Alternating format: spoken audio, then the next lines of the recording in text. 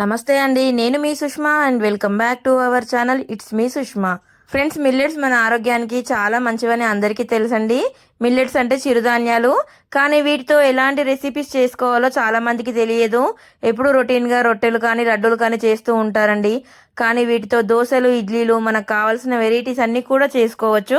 చాలా సింపుల్గా తయారు చేసుకోవచ్చు అండి. చాలా మంచిది ఆరోగ్యానికి. అయితే షుగర్, బీపీ ఉన్న వాళ్ళు వీటిని తింటే చాలా మంచిది. అవి మాత్రమే కాకుండా వెయిట్ లాస్ అవ్వాలనుకునే వారికి కూడా ఇవి చాలా బాగా ఉపయోగపడతాయండి.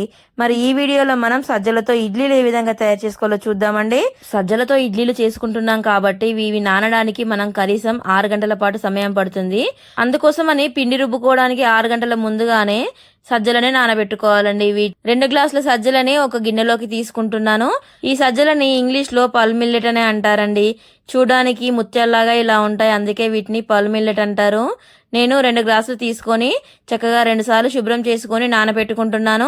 వీటితో పాటుగా 2 గ్లాసుల మినపగుండను కూడా చక్కగా శుభ్రం చేసుకొని నీటిని పోసుకొని 6 గంటల పాటు ఈ రెండింటిని కూడా బాగా నానబెట్టుకోవాలండి. 6 గంటల తర్వాత ఇవి నానిపోయాయి చక్కగా. ఇప్పుడు మనం వీటిని రుబ్బుకోవాలి కాబట్టి ముందుగా మినపగుండని రుబ్బుకుంటున్నానండి. ఒకసారి ఈ నీటినంతా తీసుకొని వాష్ చేసుకొని ఆ తర్వాత దీన్ని నేను గ్రైండర్లో వేసుకొని మెత్తని రుబ్బులాగా రుబ్బుకుంటున్నాను. మినప రుబ్బు రెడీ అయ్యేలోగా ఇడ్లీ రవ్వను కూడా నానబెట్టుకుందాము. కాబట్టి ఒక గిన్నెని తీసుకొని అందులో 3 గ్లాసుల ఇడ్లీ రవ్వను వేసుకుంటున్నానండి. నేను దీన్ని గ్రైండర్లో చేసుకుంటున్నాను కాబట్టి 3 గ్లాసులు వేసుకుంటున్నాను. మీరు మిక్సీ జార్లో వేసుకున్నట్లయితే 2 గ్లాసుల ఇడ్లీ రవ్వ వేసుకోండి. ఇడ్లీలు చాలా సాఫ్ట్ గా వస్తాయి. ఈ ఇడ్లీ రవ్వని 2 సార్లు చక్కగా శుభ్రం చేసుకొని నీటిని పోసుకొని ఒక 10 నిమిషాల పాటు పక్కన పెట్టుకుంటున్నానండి. ఈలోగా మినపరుబ్బు రెడీ అయిపోతుంది. చూడండి, ఇప్పుడైతే మనకి మినపరుబ్బు రెడీ అయిపోయింది కాబట్టి దీన్ని నేను ఒక గిన్నెలోకి ట్రాన్స్ఫర్ చేసుకుంటున్నాను. అదే గ్రైండర్ జార్లోకి ముందుగా పెట్టుకున్న సజ్జలను కూడా ఒకసారి వాష్ చేసుకోవాలండి. అంటే అందులో వాటర్ అన్ని తీసేసుకోవాలి. ఆ తర్వాత ఆ సజ్జలని ఇదే గ్రైండర్లో వేసుకొని ఈ విధంగా బరకగా అయ్యే వరకు గ్రైండ్ చేసుకోవాలి. బాగా మెత్తగా కాకుండా కాస్తగా బరకగా ఉంటేనే బాగుంటుందండి. ఇప్పుడు మనకి సజ్జపిండి కూడా రెడీ అయిపోయింది కాబట్టి దీన్ని ముందుగా గ్రైండ్ చేసి పెట్టుకున్న మినపరుబ్బులో వేసేసుకుంటున్నాను. గ్రైండర్లో మాత్రమే కాకుండా మనం దీన్ని మిక్సీ జార్లో కూడా వేసుకొని చేసుకోవచ్చు, చాలా బాగా వస్తాయండి.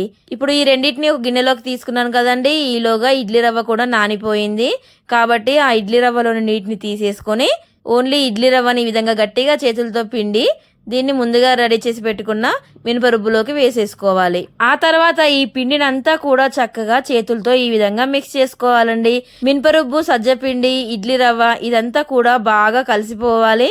అంతేకాకుండా ఈ విధంగా బాగా మనం మిక్స్ చేసుకోవడం వల్ల ఇందులోకి గాలి చక్కగా చొరబడుతుంది, పిండి కూడా చక్కగా పొంగుతుందండి.